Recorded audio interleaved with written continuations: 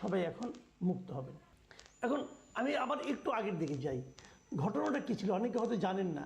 এই ঘটনা যখন ঘটেছিল তখন হয়তো অনেকের জন্মও হয় নাই, কারণ এটা হলো আজকে থেকে 20 বছর আগের ঘটনা।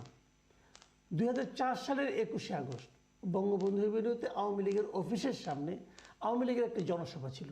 সেই জনসভায় গ্রেনেড মারা হয়, একটা না অনেকগুলো গ্রেনেড মারা হয়, এবং সেই গ্রেনেড বিস্ফোরণে জনসংখ্যার মধ্যে মানে জনসভার মধ্যে কিন্তু যেখানে লোকজন দাঁড়িয়েছিল বসেছিল জনসভা শুনছিল সেখানে গ্রেনেড মারা হয়।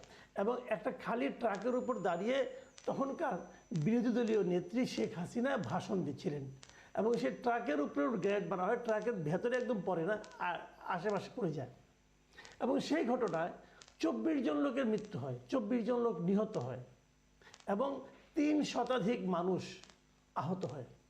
এদের মধ্যে আহত হওয়ার পরে সে ক্ষত নিয়ে পরবর্তীতে মারা যায়, এবং তারপরে এখনও অনেকের গায়ে অনেকের দেহে সেই গ্রেনেডের স্প্লিন্টার আছে, সেটা নিয়েই তার জীবনযাপন করছে, পঙ্গুত্ব বরণ করেছে।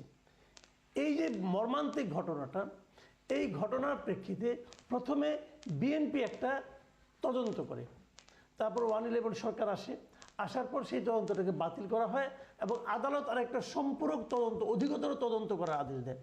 সেই অধিকতর তদন্ত করা হয়, এবং সেই অধিকতর তদন্তের ভিত্তিতে বিচারিক আদালত একটা রায় দেয়। সেই রায় দেয় 2018 সালে, এবং 2018 সালে যখন রায়টা দেয় সেই রায়টা বিচারিক আদালতের রায় কিন্তু সঙ্গে সঙ্গে বাস্তবায়িত হয় না। ওখানে যদি কোনো মৃত্যুদণ্ড থাকে তাহলে সেই রায়টা মৃত্যুদণ্ডের আদেশের জন্য হাইকোর্টে আসতে হয়, এটাকে বলা হয় ডেথ রেফারেন্স। তো সেটা হাইকোর্টে আসে 2018 সালেই আসে, কিন্তু সেটা শুনানি হয়নি এত বছর। এবং ডেথ রেফারেন্স বলেন, এবং যারা আপিল করতে চায় তাদের আপিল বিবেচনা করা হবে কি না হবে এগুলি সবগুলো হাইকোর্ট থেকে নির্ধারিত হয়। তো হাইকোর্টে আসার পর এত বছর পরে এই 2024 সালের অক্টোবরে সেটা শুনানির জন্য ওঠে।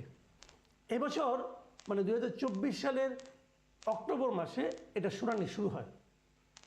31 মানে শেখ হাসিনা সরকার চলে যাওয়ার পর, কিন্তু শেখ হাসিনা সরকার তো চলে গেল অগাস্ট মাসে, অক্টোবরের 31 তারিখে সেটা শুনানি শুরু হয়।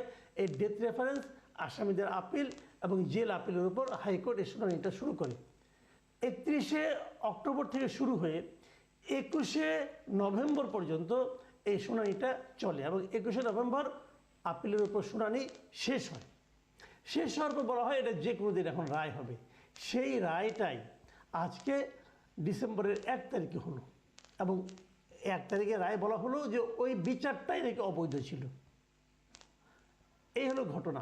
এখন আমি একটা কথা একটু বলি, সেই জিনিসটা হলো যে এই যে 21 তারিখে মানে 21শে নভেম্বর যে এটা শুনানিটা শেষ হলো, এই শুনানি শেষ হওয়ার বলা হলো যে কোনো দিন রায় হবে এখন। এবং এইটুক নিউজ 21 তারিখে যে নিউজটা, সেই নিউজের উপর মানুষ কিন্তু তখনই কেন যেন ধারণা করে ফেললো যে কি হতে পারে। আমি কিছু কিছু দর্শকের, কিছু কিছু পাঠকের, কিছু কিছু সাধারণ মানুষের আমি কয়েকটা মন্তব্য আপনাদের এখন পড়ে শোনাবো। এই মন্তব্যগুলো কবে? 21 তারিখের, যেদিন এই ডেথ রেফারেন্স ও আপিলের উপর শুনানি শেষ হলো। এই নিউজটা যেদিন বের হলো, আমি দৈনিক প্রথম আলোর কথা বলছি, দৈনিক প্রথম আলোতে যেদিন বের হলো, বের হওয়ার পর ওই প্রথম আলো ওই নিউজের নিচে 21 তারিখেই কিছু মন্তব্য এসেছিল। আমি সেই মন্তব্য, কয়েকটা মন্তব্য আপনি র্যান্ডমলি নিয়েছি, আমি সেই মন্তব্যগুলো আপনাদের একটু পড়ে শোনাচ্ছি। আমি একটানা নিয়েছি, আমি বেছে বেছে নিইনি। কিন্তু 21 তারিখ রাত্র 8:56 প্রথম আলো এই নিউজটা আপ করেছে, মানে 9টার একটু আগে। তারপরে যে কমেন্টগুলো এসেছে, অনেকগুলো কমেন্ট এসেছে, আমি র্যান্ডমলি কয়েকটা কমেন্ট নিয়েছি। যেমন মোহাম্মদ রফি আল ইসলাম, উনি এই 21 তারিখেরই রাত্র 10:10 মানে এই নিউজটা আপ হওয়ার 14 মিনিট পর একটা মন্তব্য করেন। উনি লিখেছেন, এখন সবাইকে খালাস মনে খালাস দিয়ে দিবেন জজ সাহেব, কোনো সমস্যা নাই কে। তারও 6 মিনিট পর আবু হেনা মোহাম্মদ নাফিস লিখেছেন, এইরকম জঘন্য হত্যাকাণ্ড যেন বাংলাদেশে আর কোনোদিন না ঘটে। তারও 4 মিনিট পর 10:20 সুমন লিখেছেন, সবাই বেকসুর খালাস পাবে, ধরেই নেওয়া যায়। তারপর আননেমড ইউজার একজন, তিনি লিখেছেন 10:31 রাতের, লিখেছেন, জি এটাই সেই মামলা যেটি বাংলাদেশের রাজনৈতিক ইতিহাস বদলে দিয়েছে। প্রতিহিংসা আর রাজনৈতিক প্রতিপক্ষকে সমূলে বিনাশ করার সূচনা এই ঘটনা। বিএনপি এটি শুরু করেছিল, আর আওয়ামী লীগ আমলে তার চূড়ান্ত পরিণতি ঘটে। এই একটি ঘটনায় শেখ হাসিনাকে ক্ষমতা ত্যাগের পর বেঁচে থাকতে পারবেন কিনা সে চিন্তার দিকে ধাবিত করে। ফলে 2014-2018 সালের নির্বাচনে প্রতিপক্ষ যাতে কোনোভাবেই ক্ষমতায় আসতে না পারে সেটি নিশ্চিত করেছে আওয়ামী লীগ। 21শে আগস্ট গ্রেনেড হামলা মামলার সুষ্ঠু বিচারের মাধ্যমে সত্যিকারের দোষীদের বিচার চাই। এই ঘটনা দেশের যতখানি ক্ষতি করেছে অন্য কোনো ঘটনা দেশের রাজনীতির ততখানি ক্ষতি করতে পারেনি।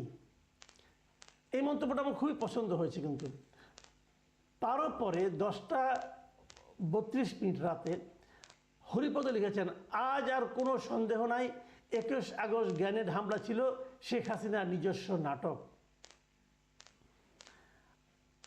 আননেমড ইউজার লিখেছেন রাত 11:32 যে হলফ করে বলতে পারি সবাইকে আদালত মাফ করবে। আর শেষ মন্তব্য যেটা পড়ছি এটা হলো গোলাম সরোয়ার লিখেছেন রাত 1:22। তিনি লিখেছেন, বাংলাদেশের এরকম ধীরগতির বিচার ব্যবস্থা কবে উন্নতি হবে? আমরা নিশ্চিত যে রায়ের অনেক কিছুই উল্টে যাবে এবার। দুঃখজনক।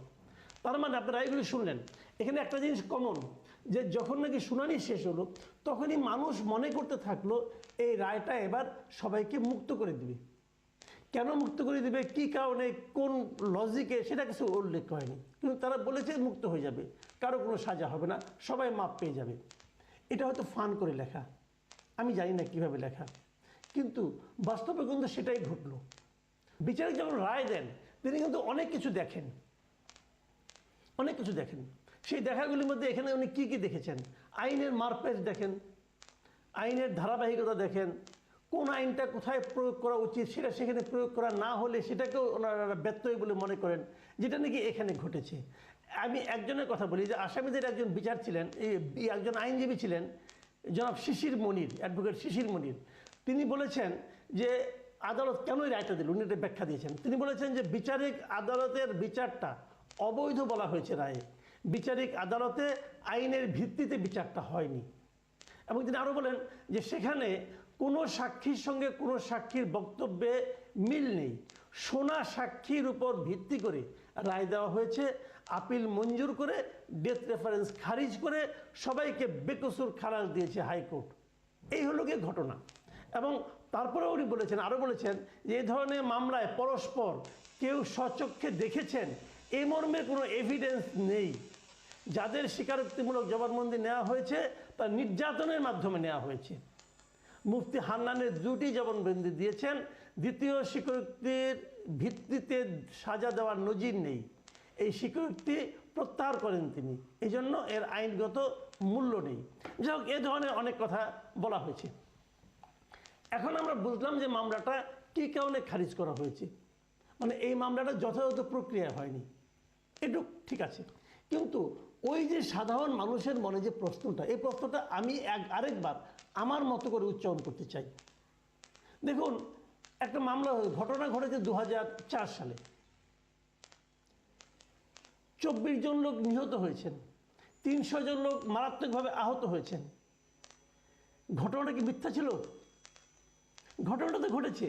তাহলে এখন যদি আমি সবাইকে বেকসুর খালাস দিই তাহলে আমি কি বুঝলাম, যে মামলাটা ঠিকভাবে করা হয়নি।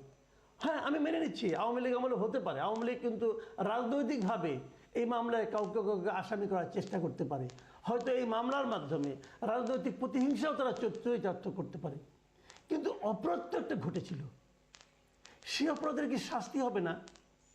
আজকেও যখন সবাইকে খালাস হয়ে গেল, কেউ অপরাধী নয়, এখন কি হবে? ওই যে 24 জন লোক মারা গেল, 300 জন লোক আহত হলো, তারা কি কোনো বিচার পাবে না? তাহলে আমরা কার উপর আস্থা রাখবো? তাহলে কি আমরা বিচার বিভাগের উপর অনাস্থা মানে আস্থাহীন হয়ে যাব? আমি বলছি না উচ্চ আদালতের কথা, আমি নিম্ন আদালতের কথা বলছি। নিম্ন আদালতে একটা বিচার করেছি, তদন্ত তো আমাদের পুলিশ করেছে। এই যে পুলিশ, এই যে নিম্ন আদালতের বিচারক, এই যে উচ্চ আদালতের বিচারক, তারা তো জন্মে এরকম হয়নি। তারা কিন্তু একটা প্রক্রিয়ার মাধ্যমে এই পদে এসেছেন। তাদের বেতন ভাতা কিন্তু আমি আপনি দেই। তো আমি আপনি টাকা দিয়ে, নিজের কষ্টের টাকা দিয়ে, ট্যাক্সের মাধ্যমে যাদের বেতন দেই, তারা কার জন্য কাজ করেন? তারা কি সরকারের জন্য কাজ করেন, নাকি তারা জনগণের জন্য কাজ করেন, নাকি তারা আইনের জন্য কাজ করেন, নাকি তারা নিজেদের পছন্দ অনুযায়ী নিজেদের জ্ঞান বুদ্ধি বিবেক